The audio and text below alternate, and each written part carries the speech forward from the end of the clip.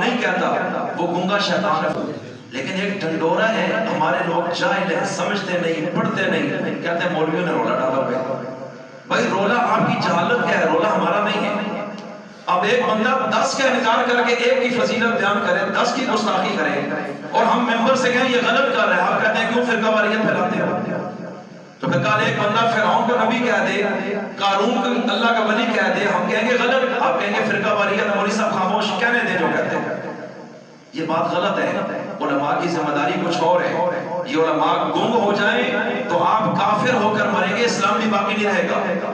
مسلم شریف کی حدیث ہے، اللہ کے رسول نے فرمایا کہ جو عالم حق کے موقع پر حق بات نہیں کہتا وہ گنگا شیطان ہے، فہو شیطان اخرس، گنگا شیطان ہے کہ سمجھتا ہے، بولتا نہیں ہے کہ حالات خراب نہ ہو جائیں۔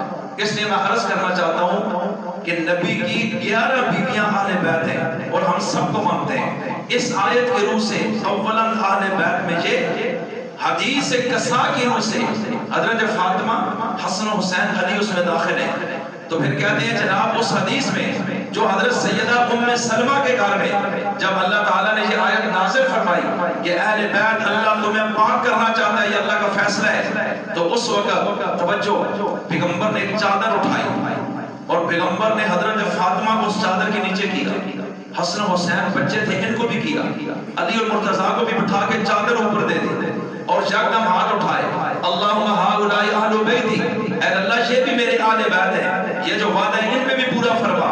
حضرت ام سلمہ کا گھر تھا، یہ مسلمانوں کی ماں ہے، اب وہ بولی یا رسول اللہ میں بھی آ جاؤں، حضور نے فرمایا انت علی الخیر، یعنی تو پہلے ہی خیر پہ ہے، یعنی قرآن کی روح سے تو اہل بیت میں ہے، ان کو تو میں حدیث کی روح سے شامل کرنے لگا ہوں۔ تو حدیث کی روح سے جو آئے ہیں ان کا ڈنڈورا تو پلٹتے ہو، اور جو قرآن کی روح سے اہل بیت اللہ نے بنائے ہیں ان کا انکار کرتے ہو۔ یہ کیسے قرآن پر ایمان ہے اور کہتے ہو مومن ہے؟ مومن نہیں، یہ مومن ہے جس کو سمجھ کچھ نہیں آ رہی۔ اس لیے میں عرض کرنا چاہتا ہوں غور کیجئے گا ذرا اس بات پہ۔